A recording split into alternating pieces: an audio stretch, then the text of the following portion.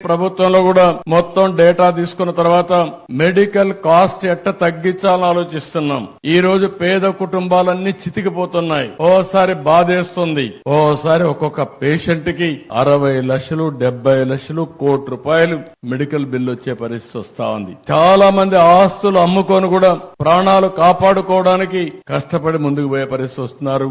ఓసారి బతుకుతున్నారు, ఒకసారి చనిపోతున్నారు. కానీ చనిపోయిన తర్వాత ఆ ఫ్యామిలీని చూస్తే ఫైనాన్షియల్ గా చితికిపోయే పరిస్థితికి వస్తున్నారు. ఇవన్నీ దృష్టిలో పెట్టుకుని ఎలాంటి మెకానిజం మనం తీసుకురాగలుగుతాం, పేదవాళ్ళ ఆరోగ్యాన్ని ఏ విధంగా కాపాడుతాం, అందరికీ ఆరోగ్య ఖర్చుల్ని ఏ విధంగా తగ్గించగలుగుతామో దీనిపైన మేధావులందరూ ఆలోచించాల్సిన అవసరం ఉంది.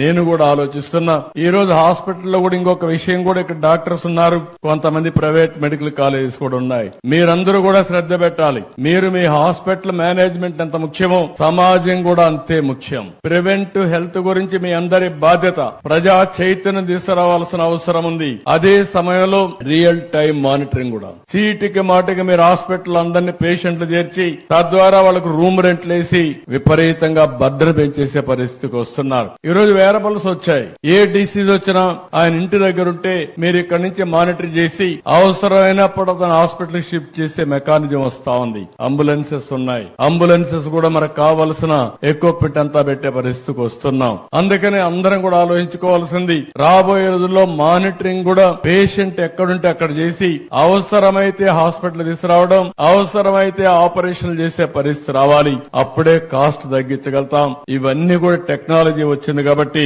మనం సమర్థవంతంగా చేసే పరిస్థితి వస్తుందని చెప్పి కూడా నేను మీకు తెలియజేస్తున్నా.